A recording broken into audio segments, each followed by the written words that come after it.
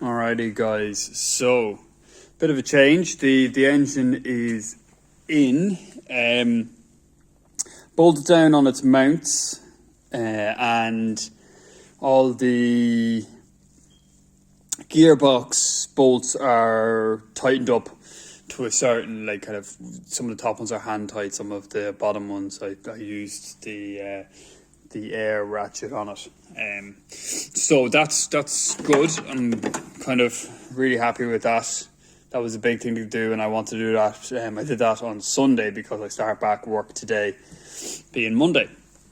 So that's fantastic. Get it in. It's looking good. I put on the Bowden cable for the gearbox, and the reason I did that was I wanted to just see. Now there's a load of stuff all around the place, but what I wanted to see was if the bonnet would come down and if it would touch it, and it looks like it's a good fit. It looks like it's not touching in that. What I did was I put a cap which is stuck to it now, but I put that on it which sits higher, so it should account for any kind of movement in the engine. And what I did was I put a cap sitting on that, and I spray painted the top of the cap with wet paint. Brought the bonnet down and was looking for where it might touch. The cap didn't touch, from what I could tell. Now, as I say, there was I brought it down to the point where the lever wanted to go back in, so it was latching, but it wasn't. Well, it was, I suppose. If I had let the lever go in, it would have latched. So that I'm happy enough that that's going to be a good enough fit. Maybe things will change, I don't know. I've refitted the power steering cooling piece as well, so that's all fitted in there. It's looking pretty good. I'm happy enough so far with this. How I fitted it was I brought the engine down. Now the engine wants to sit, when you have that point here and this point here chained, the engine wants to go like that, right? So what I did was, that meant that this arm here was going to touch the body first. So when I brought it down, what I did was I put a threaded bar into the engine mount, put that through the bracket. So let me see if I have an example. Yeah, I do. So what I did was, basically, if you can imagine, that's sitting there, and I just brought the threaded bar straight through there from the mount when it got close enough. And that meant then that the engine, when it was coming down, would be in line on this side, and then it would want to naturally fall into the right position on this side, which it did. So happy days. All I had to do was a little bit of kind of tweaking with a screwdriver. Basically, it wasn't a screwdriver, it's actually a pry of some sort. Anyway, I put it into the hole, and I just pried it in the edge, and it kind of went into place right. At the same time, I had the jack underneath the gearbox. So the gearbox, when it was just sitting there, wanted to go like that, if you can imagine, where it's drooping down, and that would have caught this outer lip on the engine, and that wouldn't have been right, if you know what I mean. So what I did is I jacked it up, and when I jacked it up, it comes back straight. And it was sitting nice back, went down. I had maybe 30 mil, maybe 25, 30 mil of play between the two. And then all I did was I just worked it forward, worked the gearbox forward from underneath on the ground, put in the few screws, and then it lined perfect. So yeah, it all kind of went off without a hitch. So happy days on that. What else? There was another point I wanted to make.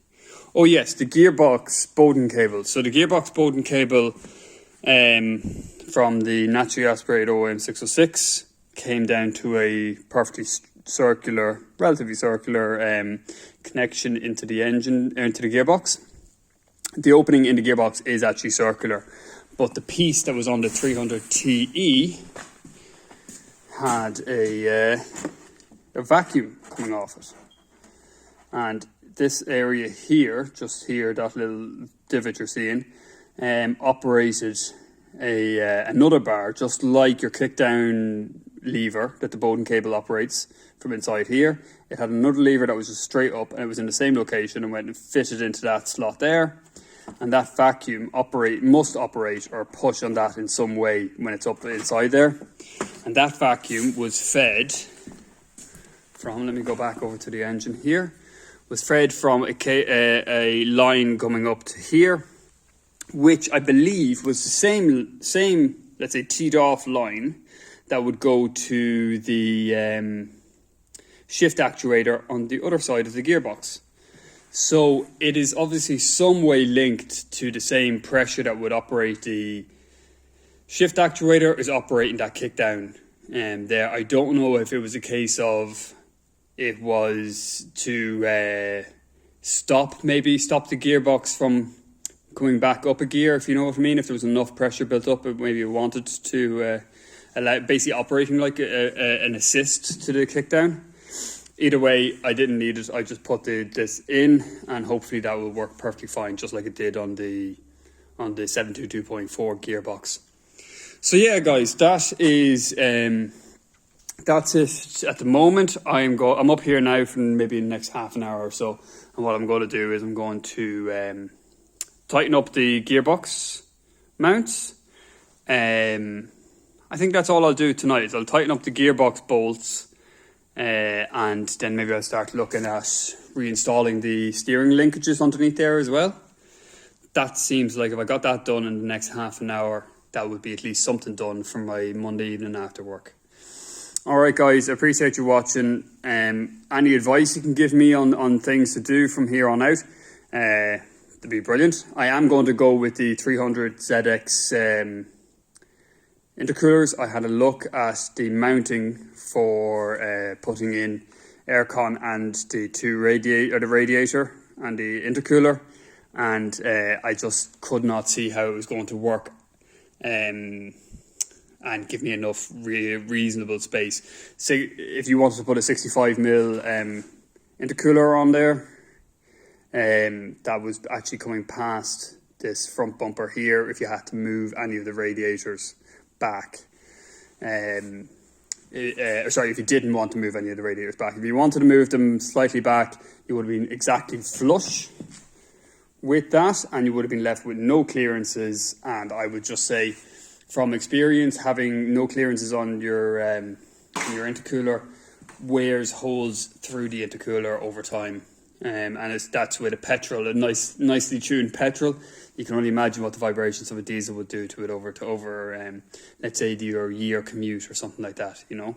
Where this car is going to be a commuter car, it's going to be worked every day. So I'm going to just put the intercoolers both sides here, and hope to God that system works. Alright guys, thanks for watching, appreciate it, bye.